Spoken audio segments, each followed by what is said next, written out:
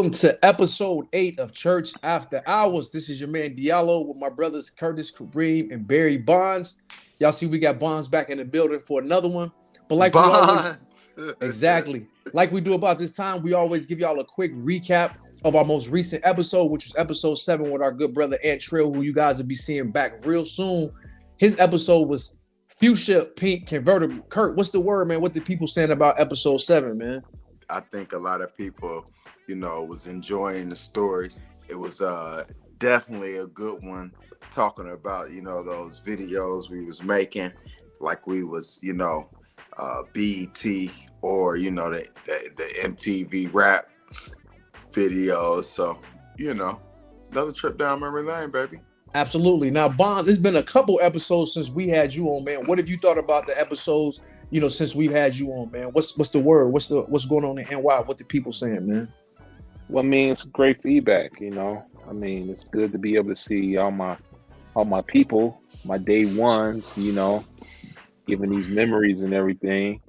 And I want to see more, man. I'll be glad when we all get on here and we're able to chop it up and, really go deep and start talking about some of the craziness that we got into.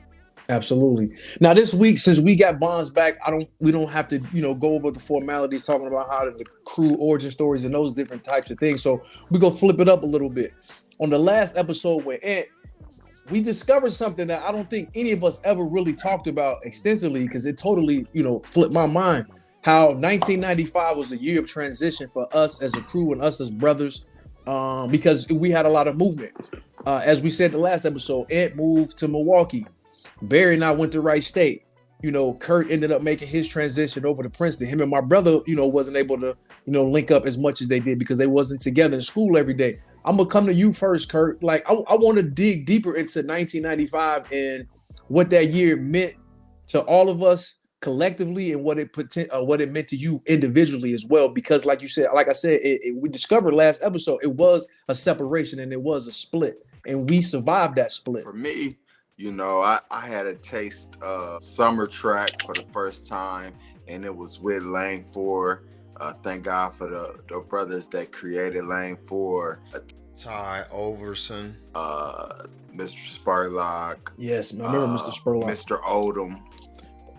So those men put together a summer track team, and I had the opportunity, to further run after spring in the summer, and I got an opportunity to be around a lot of people from Princeton because it was a Princeton-based summer track team, and It just made me hungry to be around my people, man. It started to make me realize what I was missing. Being around these people that didn't give a damn about Curtis Kareem. You know what I'm saying? So on top of that, I had seen all of my buddies go through it with these people. You know what I mean? Just it all it would take is for one of them white coaches to get mad and start talking to you like you was, what they thought you were. Right. You know what I mean? Yeah. And that wasn't their equal. And I'm not saying we was equal as coaches, but I'm just saying, it was more like them talking down to you. So I had enough of that, and I just wanted to, move on to darker planes. What should I say? Yeah, for sure. Now, Barry, same question for you, but I'm gonna flip it a little bit because Kurt just mentioned some of the issues that we had at Fairfield. You know what I'm saying? Myself, my brother, him, our brothers Dorian, Chauncey, Kurt Knight, and some of our sisters too, Sally and Candace and others. But before I ask you, before I want you to address the transition year of 95, talk about 1994, because a lot of people don't notice Barry Bondz went to Fairfield with me for 1 year, our junior year. And then he went back to Princeton to graduate where he had went, his whole life. So talk about your... You had to get up out of there, huh? Right. Yeah. So talk about your 1 year there, and then the transition year for all of us in 1995. I mean, it was a pretty good situation because coming from Princeton, you know how you go through all those years of school, in elementary, junior high, then you go to high school, you're tired of seeing the same old people. You're like, all right, Hmm. I'm done with this. I'm good. Let me go to a new school. My Right. homeboy is at this other school. I can go out there. I want to play basketball out there because pretty much the teams had already been, the roster had already been, set where I was at in Princeton. They had been set since sixth and seventh grade. I played with these guys, and then these guys played on like, AAU, summer league and whatnot. But basketball was my thing. You know what I'm saying? That was my love at the time. And I wanted to play ball. So, I convinced mom to pack us up and move to Fairfield. And after that, we I mean, that's when all the craziness. Well, no, the craziness started before then. So let me stop that. But going up to Fairfield was kind of like a whole new world, man. It Sure. was a culture shock to me. That's all it was. It was a Yeah. culture shock to me. It was a slower situation. Fairfield was, I felt Fairfield was, it was okay. You know what I'm saying? It was an okay situation. It was culture, not too much culture shock because Princeton is, probably like 50% white, but Fairfield was like 85%, I'm 95% about to say it white. was like 95, 96 when we Yeah. was there. Yeah. So, going there, it was different. It was different, way Yeah. different. Yeah. But Now people that knew us knew about ASET-D, and people that I've checked out the previous 7 episodes know about ASET-D because we've talked about it. And I was just at work today, I was just sitting, just thinking. I was just like Ann and Kurt really messed me up last episode when we talked about that year of transition in 1995, and when we kind of split and kind of went our separate ways, even though we still was in each other's lives. It's just that we wasn't together as much. And that made me think, and y'all can tell me if y'all agree or not, that made me think.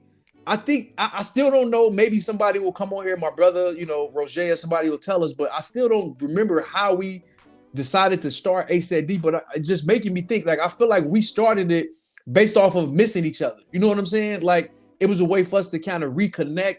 Me and Barry was in college, Rose was in college. So when we came home, I know that was one of the first things we started working on that summer of 1996 when me and you came back from school and Roger came back from school. So talk to me about when we reconnected and we started ASET-D based off of us not being together as much as we were, previous to 95. now when we came back from school, it was one of those things where we had already been partying at school, and everybody was all turned up. We had our first taste of going to the icebreaker and going to central parties and everything. So when we got back, it was just a natural progression just to say, look, we want to make some money, we want to party, we want to have a good time, let's throw a party. We have been doing it in my house for the longest. So Yeah. it was just like natural. And I'm telling you, we was grabbing Jay and we was grabbing, Kurt while they was still young, coming over, partying, hanging out. So it wasn't nothing new, but we just Right. needed to go ahead and, just really put it out there. And I don't know. I believe, and I ain't gonna lie. I believe I had the idea, like, come on, man, let's just go ahead and throw a party. And because I knew, I saw Bobby do it, him and his boy do it, and I was like, man, we could throw a party way better than them, man. Come on, Bobby McDaniel. Shout out to Bobby. Shout out Bobby. Yeah, him and his boy threw party, and I was like, man, we got this. We can do this. And we talked about it, and we just formed like Voltron. You know what I'm Yeah. saying? We all formed like Voltron and knocked it out. But I do believe it was, that situation. It was nothing to do. We were Yeah. sitting home. What else are we gonna do during the summer? And besides, count down the time to go back to school. Right. Same for you, Kurt. I am gonna correct Bondz. Of course, him being Bondz, he gonna take credit for creating. You know what I'm saying? Right. That's the Bondz way. Everything. But as far as the crew, Roger had been in school long before that. Yes. On top of that, you're in right. Fairfield, He had been throwing parties. We had BC Jammers. Yes. We had Maple Murphys. We had a couple things. Yeah. But it was more so the genesis of it was there really wasn't anything to do. Yeah. You know what I mean? We were tired of not having anything to do. and the grown folks didn't have that many clubs themselves. Yeah, You know, that's true. they only Yeah. had a few. So, They still had prime time. That was still hanging on by a thread. well, that But was you're where right. the mid. That was the Yeah, mid. you're you right. know. That was the You're mid. right. The mid, like 20-year-olds. So 20 to 30. there wasn't a lot going on in the city. So Right. we were like, being that, like Barry said, it was so many of us that, it was obvious there wasn't shit else to do. So, it was obvious that was the name. Yeah. But I will give credit to you brothers being in school, coming back, wanting to do something. Roger already having some experience Right. doing that. Right. And Mhm. you know, that all just fed into us still being in school, being able to pull really majority of the people. No, that's a fact. Because those are the people that want to do some things, Right. Like you and my brother always say, man, y'all was the illest street team. Like, because y'all can rally up people and get people to come to the party. And I can remember seeing people that I saw y'all hand flyers out to a month, 3 weeks later, show up at our parties. You know what I'm saying? Yeah. Like people that we didn't know. You know what I'm saying? Yeah. So the whole get out in front of people is the best marketing. That is so true. You know what I'm saying? So Yeah. I agree. And a shout out to Roger again, because like you said, he was doing his thing up at Bowling Green, making flyers for cats up there. So we just, took all of the ideas that we all individually had and collectively put it together. And I want to repeat, I was in full Mac mode at that point. You know what I'm saying? I was in full. You know what I'm saying? I was in full, still got the baby face, Right. But, plus we all had our attributes, though.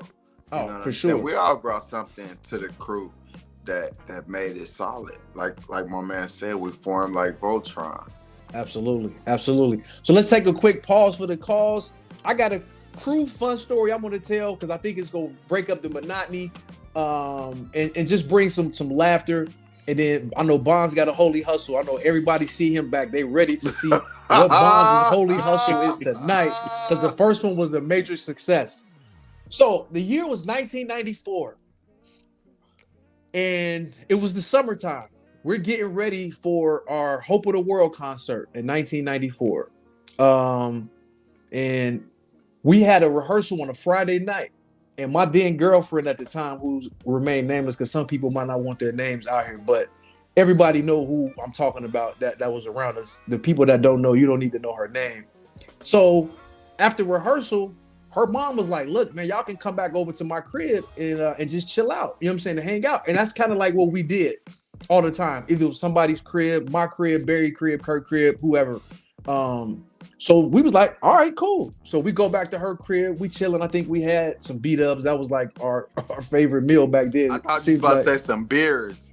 No. Now I thought you were going to say a 310 special. Or it could have been the 310 special. It could have been the 310 special. That was my favorite, 310 special. But so her mom was like, cool. So we over there kicking it, chilling, watching the NBA finals.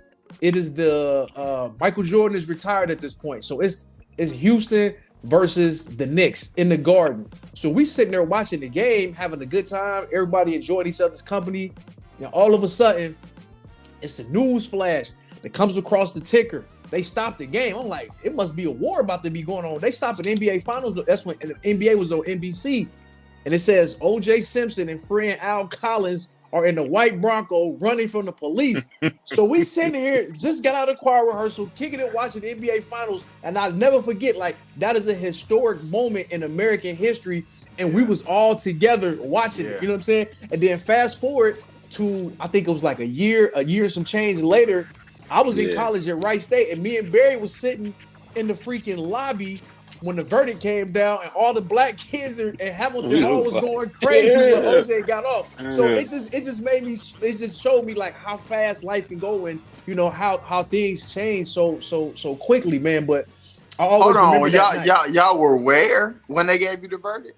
It was at Wright State. Matter of fact, I think it was 96. The people that Google don't lie. So it had to be like sometime in 96 when the verdict came that he was not guilty. But we was in Hamilton Hall. I'll never forget that day. Those 2 days to me, where I was when he was running from the police, and then where I was when the verdict came down. Yeah. But let's jump back into our conversation before we get, to the holy hustle. Now, Bondz, you talked about coming to Fairfield and then going back to Princeton. What was that transition like for you going back? Because I remember a lot of people was like, man, what you coming back for, bro? You should have stayed over there at Fairfield. Like, what was that transition for you? Because like I always say, a lot of these people we didn't go to school with, but we knew them because of church. Like that was our, that was the home base, if you will, where we got a chance to see those cats that went to Withrow, that went to Hughes, that went to Princeton and all these other schools. So what was it like for you being reintroduced back to where you had went your whole life? I mean, I'll be honest with you, bro. I mean, I went through all the girls at Fairfield, so I had to go back to Princeton. There wasn't no more black chicks there, so I was like, I'm out. You know what I'm saying? No, I'm just messing. But I at Princeton, man, it was just time. We was building a house, Yeah. the great party house. Yes. We built the house out there, and what's crazy is that I threw a party out there so crazy at night because it didn't stop. When we went from Chester Road, The Colony. we went to the Colony, and then we went out to Fairfield Ridge. Yeah. We stayed there, and the parties did not stop. I mean, I just found it was just new people inserted. That's Right. it. You know what I'm saying? Some of the day ones were still there, but then new others that were inserted. So we partying hard, and we got evicted, because it was two older ladies that live up under us, and they was complaining so hard that they brought us up and was like, Karens. and they were going to evict us, but we took it all the way. Throwback. Karens, yeah, Right. old Karens. So we took it to to court and whatnot. We won, but my mother was like, whatever, we out of here anyway. You know what I'm saying? We built in a house. Anyway, And shout out to so Miss you can O'Connor. She have was it. getting a house built from the ground up Yeah, back then. yeah, You know what I'm saying? Yeah, no Single doubt. mom So doing it big. Yeah. So she was like, y'all can have it. We out. So, from there, we moved back, and going back to Princeton, man, I ain't gonna lie to you. It felt kind of good because I was new fresh face on the scene again. Took a year off. Now I'm back, and it was just like a lot of possibilities. I mean, we did a whole bunch that year. We had I don't know if you ever heard where Princeton had this Black History Month cuisine or menu for I've heard. you remember that? Yeah. I don't remember, but I've heard. Yeah, I've heard. So one day, so one of the menus for the lunch was chicken and watermelon.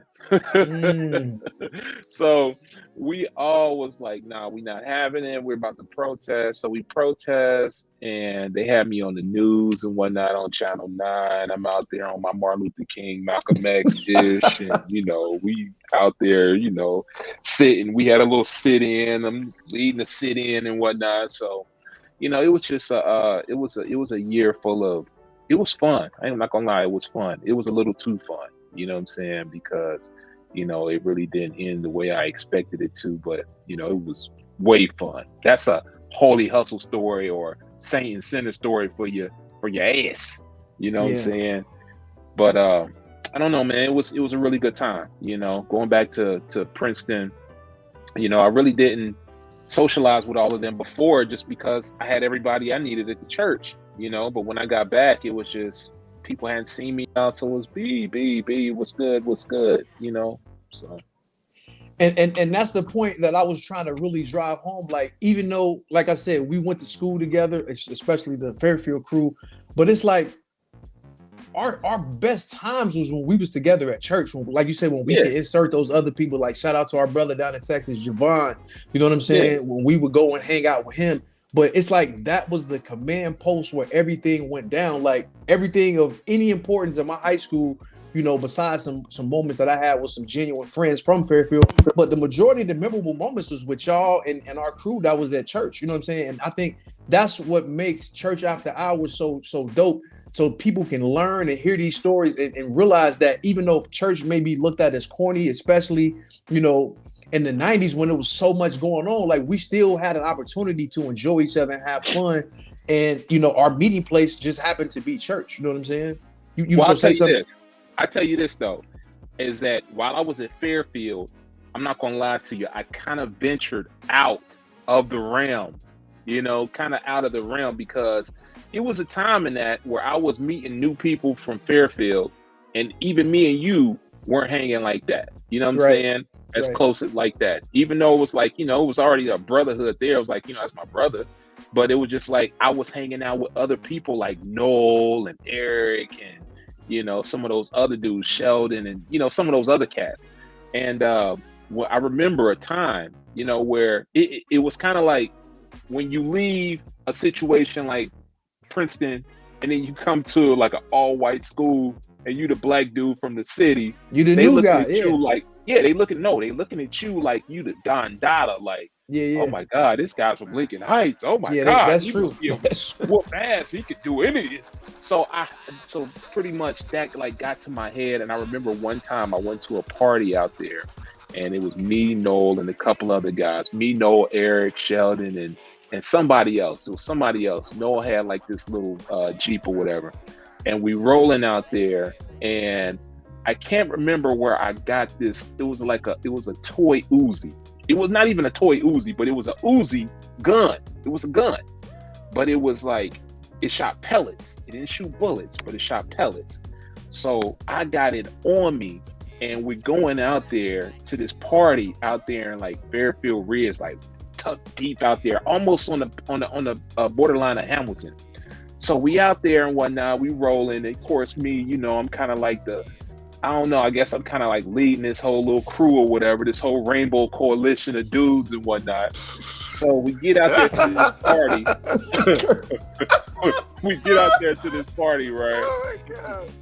And all these little white girls is out there, and they're like, "Oh, Barry." Now, mind you, I never Gassing had, him. I never had really, dated the white chicks, nothing like that. So I'm out there and whatnot. We chilling, and this white dude is out there. He's like, yeah, just took to me. You know what I'm saying? Like, yeah. So we saw this dude out there that Noel had a problem with because this guy was trying to holler at Noel's girlfriend, right? So he was like, yeah, there you go right there. So me, being Billy Badass, the new guy from Lincoln Heights, I go out there and I like try to be on some old mafioso stuff, like, come on, man, let me talk to you. Put him on my arm or whatnot. So I took him out there. We kind of walked down, and we was in somebody's backyard. So we walked further into the yard, took him in, under my arm and whatnot. And I'm like, yo, man, I don't like you messing with Noel's girlfriend. This and that. The other said, and then he said something smart to me. So what did I do? I pulled the Uzi out, right? Pull out the fake Uzi. Pulled the fake Uzi out on him, right? And I showed it to him. And this boy about crapped his pants. I could tell he was like super scared. He was trying to get away, and I'm holding him like this, and I had his arm. I had him, kind of tight and whatnot on the grab. And into that, he kind of tucked away and whatnot and just ran, right? So that wasn't it, though. That's not the part that I'm getting at. He ran. He just ran up out of there. He left, right? So I had the Uzi out. Everybody's seeing it, and they're just like, whoa. Look at that. He got a Uzi. Oh my God. So this other white guy that was there, he was like, hey, dude, you know what? Hold on, man. Let me go get something real quick. So he comes back with a 357. Real shit. That's where you in Butler County, boy. That's real one. And I'm sitting there with this fake, and I'm sitting here now. I'm kind of scared. I'm like, oh, it's time to get out. Oh, it's time to go. Here, come on, man. Let's go out there and let's shoot him in the air. Nah, bro, I'm good, bro. No, you know what I'm saying? I don't want, cops and everything, man. No, I don't want to do it. No, come on, man. Come on. Let me shoot yours, you shoot mine. No, man, no. Yo, I got up out of there so fast. I was like, nah, man, I can't even mess around. You know what I'm saying? But these are just the type of things that, that happens when you kind of get out of that coverage. You know what I'm saying? You get away from your day ones in that coverage. The cats that really know you, you start thinking like, who am I? I'm somebody else now. Nah. That's why you keep your day ones around you so they can let you know when you're messing up. When you let you know, like, yo, bro, you're bugging right now. You need to fall back a little bit. You know what I'm saying? Like, B, you're a little extra right now. Chill out. So, yeah, but, that was just my experience. That's why when I left Fairfield, which is like, yeah, it was time to leave. It was time to get back to familiar areas and, get back with, the people that, I need to be with. So. And real quick, before we finish off with the stories, man, I'm glad you just kind of threw me an alley-oop because I wanted to mention Reverend Pipers and him mentioning our podcast at his most recent Sunday service. We shared it and people was showing us a lot of love. And one thing that he said, he said he watches the show and he enjoys the show. And I wish salute him for that. He even told people to go and watch it, which he didn't have to do.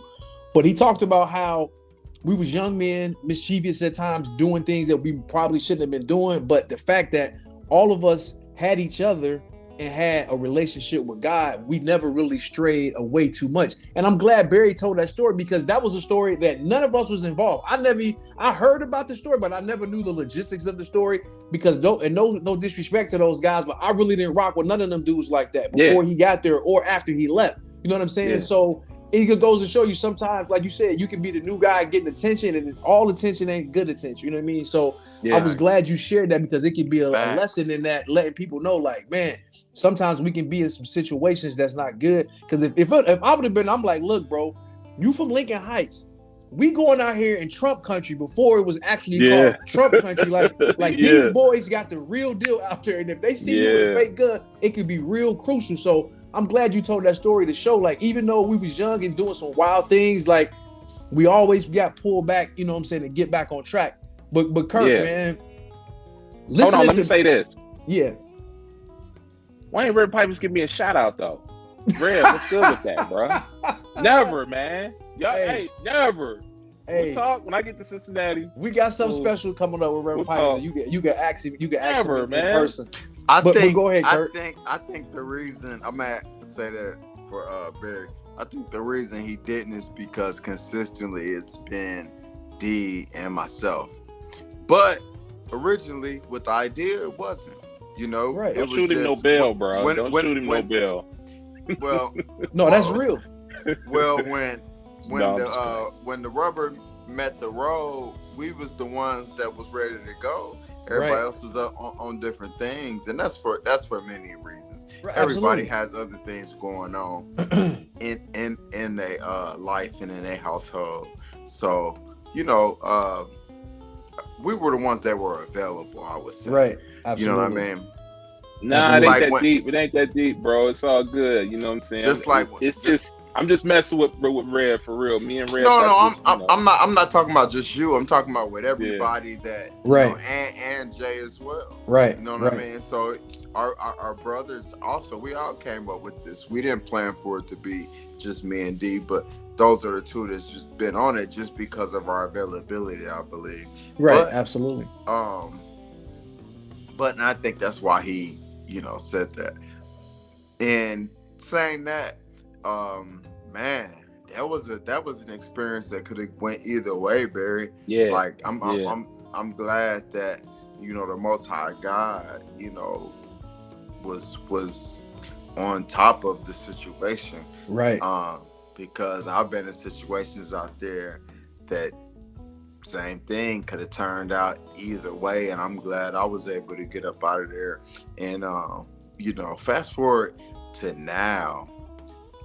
We're in a situation to where those guys in Fairfield that we were around are running wild. You got the shooting in Buffalo that just happened, and I'm surprised that they didn't mute this guy and say, "Oh, we don't know why he did it," but they actually said that he feels like that. They're going to be the minority, which is inevitable. Yeah. Because that's just, how things work as far as who we are, and no matter how many things they have thrown at us, we still keep, reproducing and becoming more.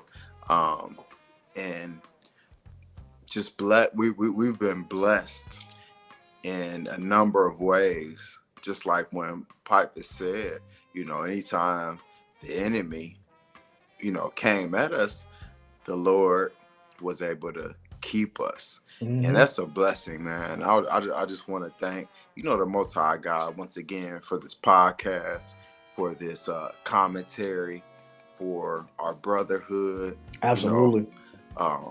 Everything that, that has has set this into motion.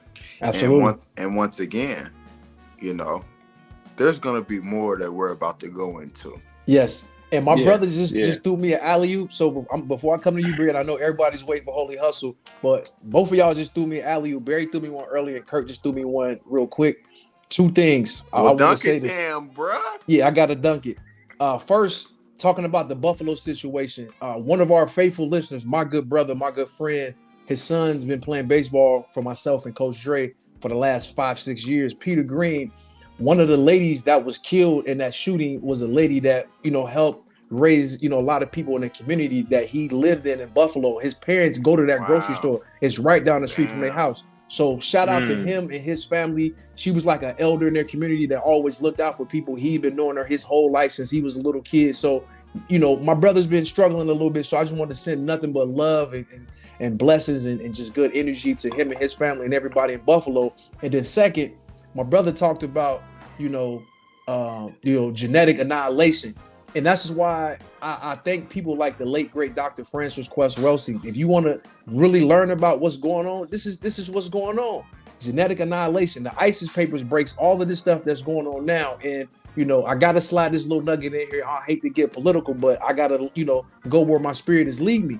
If you really want to be honest, my true honest opinion and assessment, that's where this whole Roe v. versus Wade thing is going, is because no doubt. Cats is trying to stay here, man. They not trying to to be gone from this planet. And at the end of the day, we understand that that's what it's all about. The game is over. The game is over. So, Holy Hustle time. Barry Bondz, man. Let's go. What you got for us, baby?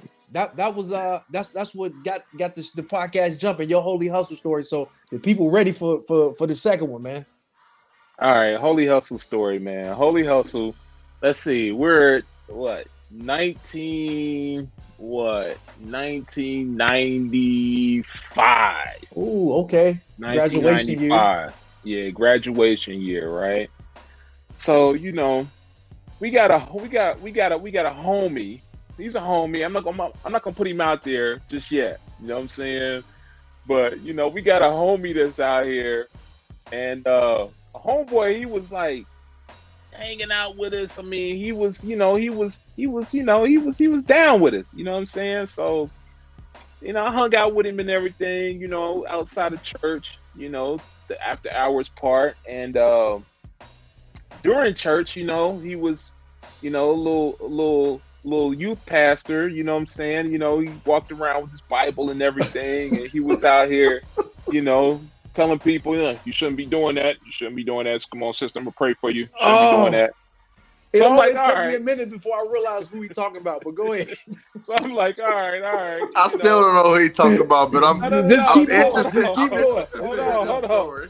So, he's going around and whatnot. When he first got to the church, so me and him got really cool. He lived in a neighborhood or two over from me, right? So I'm like, we got cool and everything, and so we start rolling. And so as soon as we leave the church and everything, homeboy started talking about, so where them hoes at? We're gonna try to get on them hoes. Them hoes at? Come on, boys. Shit. And I'm looking at him like, hold on, is this the same? Is this the same pastor so and so that telling everybody, Reverend Duro saying the prayer and saying the prayer in our little church functions and our little youth functions? Is this the same guy? Yes, it's so him. So one day, he called me up. He like, got a birthday party coming up and whatnot, bro. I want you to hang out with me. You know what I'm saying? We're gonna be drinking and shit. You know what I'm saying? We're gonna have some 40s and we're gonna have some, some liquor and whatnot. You know what I'm saying? So he like, come through real quick. Let's hang out. So I'm like, all right, cool.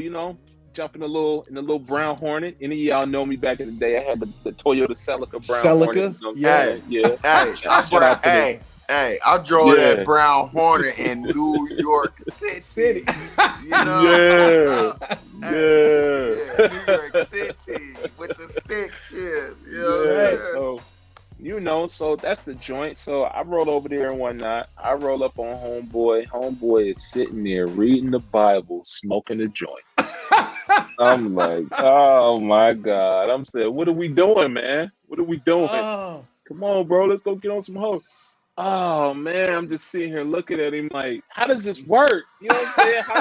How do you do this? Like, is this He was a he was just Jekyll and trying to get Hyde he was situation? just trying to get focused, Barry. Go ahead. Oh my oh, God, man, this guy. But nah, this dude was so extra though, man. He would be extra sometimes, like, yo, like, no, come on, sister so and so, sister so and so, da da da.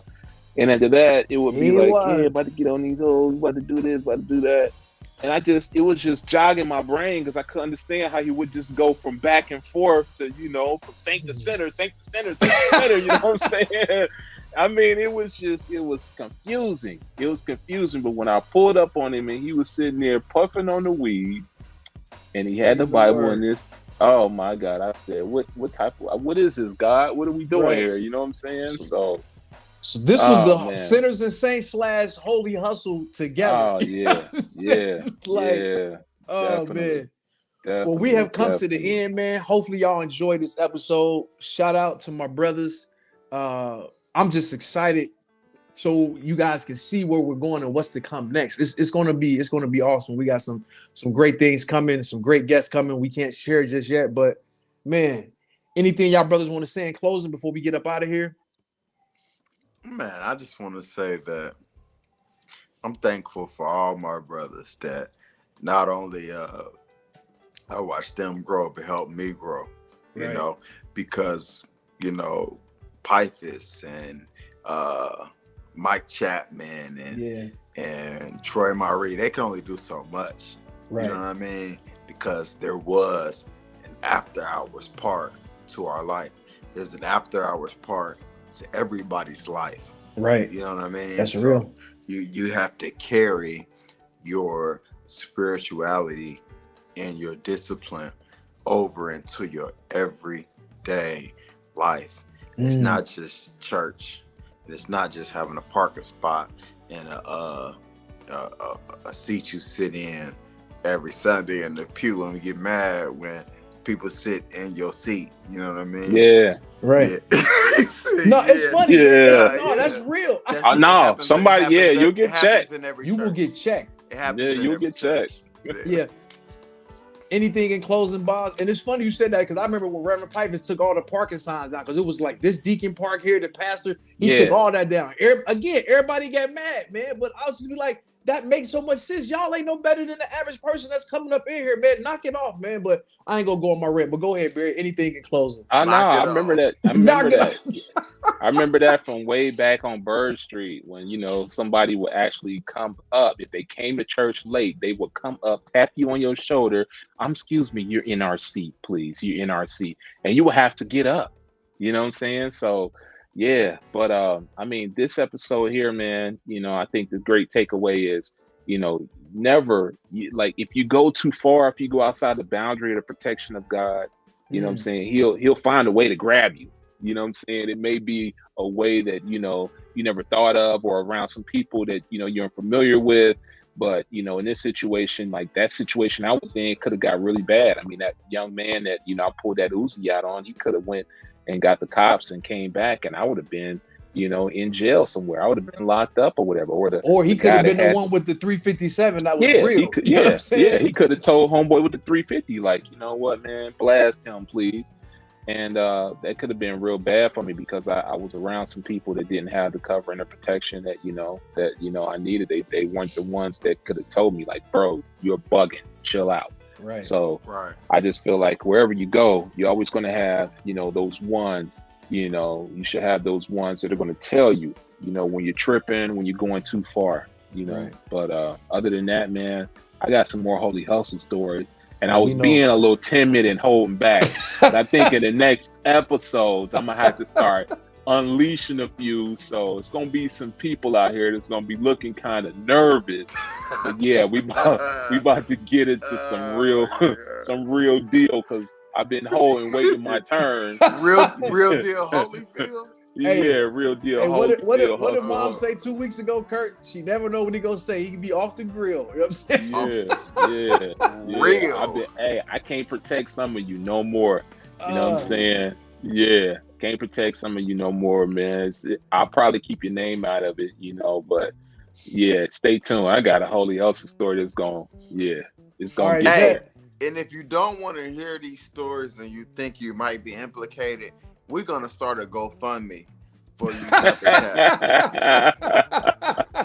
We're gonna get the tides rolling, right? Send your tides. Send your uh, tides if you We don't gonna want your start a Holy whole Hustle holy story hustler. told. You a crazy, whole new boy. holy hustle. All right, y'all. Yeah. That's Funny. episode 8. We about to get up out of here. We'll see y'all next week. Peace and blessings. Church after hours.